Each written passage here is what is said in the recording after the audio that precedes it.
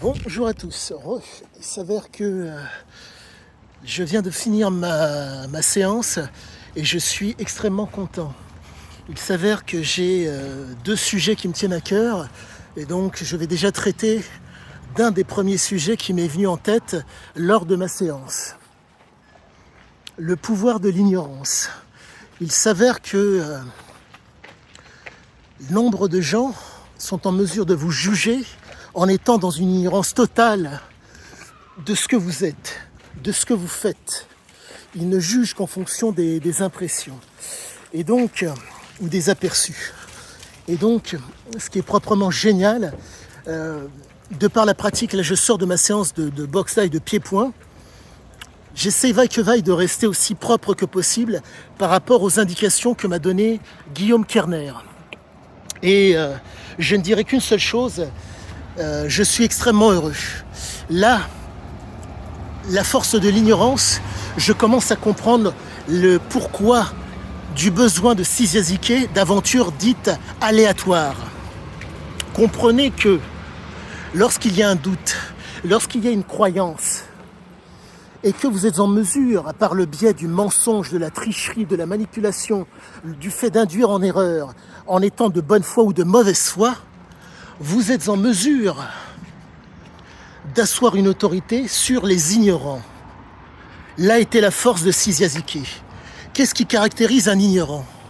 L'ignorant réagit en fonction de son bulbe rachidien et en fonction de son sous-cortical. Certes, le préfrontal lui permet de comprendre, entre guillemets, de voir ce qui lui fait face, d'entendre et de sentir certaines choses, mais le préfrontal qui permet donc de réfléchir, le sous-cortical qui permet, si je puis dire, de ressentir, et le bulbe rachidien qui fait donc le lien entre le corps, l'imaginaire et la capacité à réfléchir sur le long terme.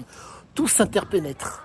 Et donc la force de s'isiaziquer par rapport à cette fameuse ignorance dont je vous parle fait que quand un ignorant se pointait à lui et qu'il désirait l'aventure, compte tenu du fait que c'est un homme qui apprécie les aventures aléatoires, en partant de rien, il apprécie ce type de personne.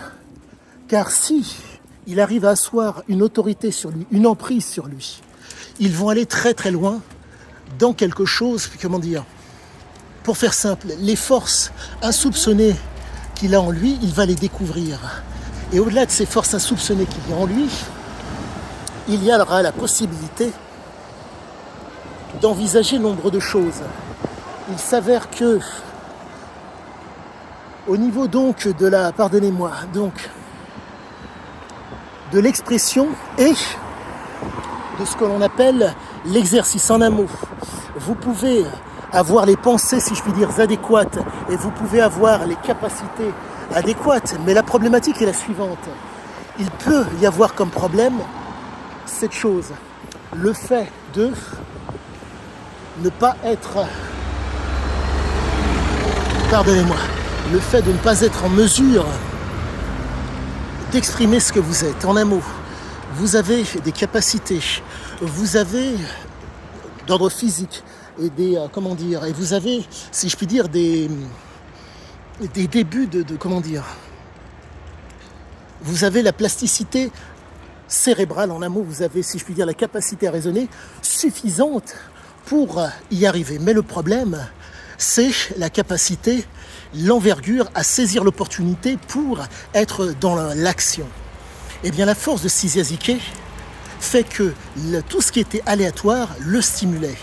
Cette situation aléatoire qui se présente, cette personne qui est prête à vivre l'aventure avec lui, rentre dans une perspective aléatoire.